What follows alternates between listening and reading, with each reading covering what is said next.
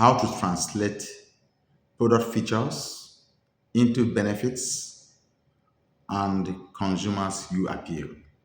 It is important to understand the dynamics of product management. It is not enough to design or create a product.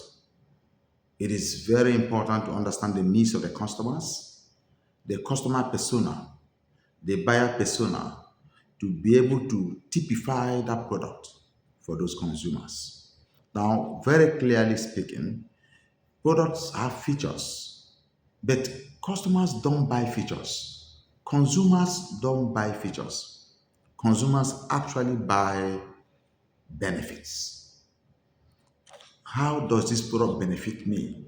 How does it solve my problem? How does it add to solution my problems? How does it become something I'll be willing to pay and smile? So those benefits are exactly what consumers buy. However, a step can be taken from translating product features to product benefits into products you appeal. Invariably, how does those products appeal to the very needs of those consumers? These appeals can come in various forms. So if you are a marketing person and you're not able to identify the features of a product and able to move those features into benefits and identify the you appeal of these products, how it appeals to those individuals who you are positioning it for, then you'll be making efforts in futility.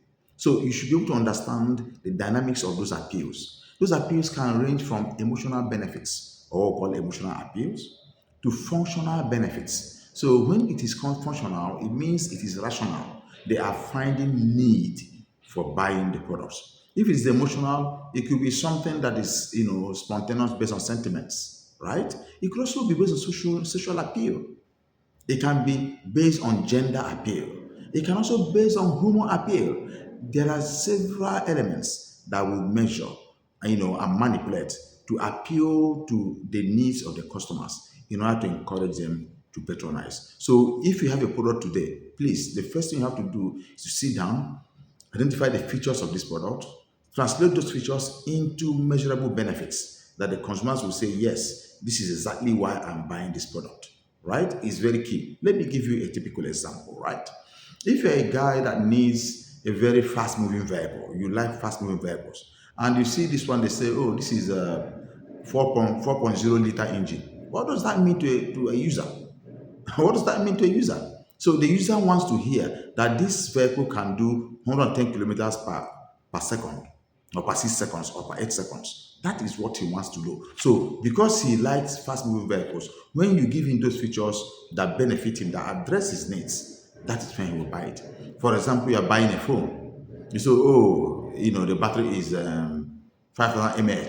What is the meaning of mAh to a consumer? He needs to know, you can translate that mAh, 5,000 mAh, to, oh, this phone can, when fully charged, on standby, it can take you for 2 days. Oh, the man said, oh, really? That means I don't have need for power bank and all that. That is how to translate feature to benefit. And that is how you appeal to the functional elements of the customers and then persuade them to buy. All right.